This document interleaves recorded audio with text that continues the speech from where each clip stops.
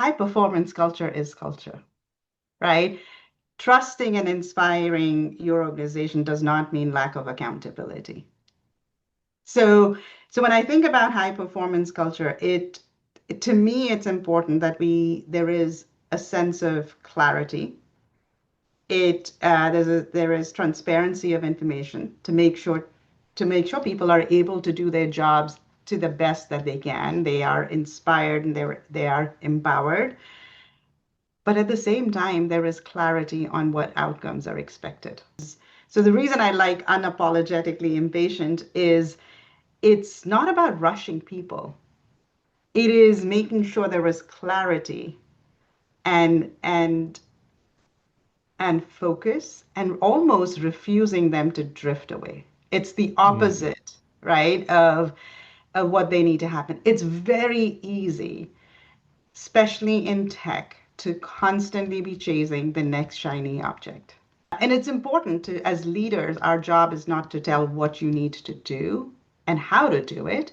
Our job is to say where we need to get to and being steadfast on that and holding people accountable. It is unapologetically impatient around ambiguity because that's what causes burnout, right?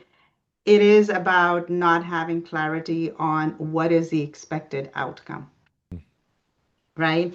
So our job is as leaders, it is to really, it is to define the direction. It's inspiring action, but it's also making sure that we are moving with speed and urgency. And in many ways, urgency is what drives clarity. Accountability, people actually like to have that accountability. It's the other side of the coin on trust.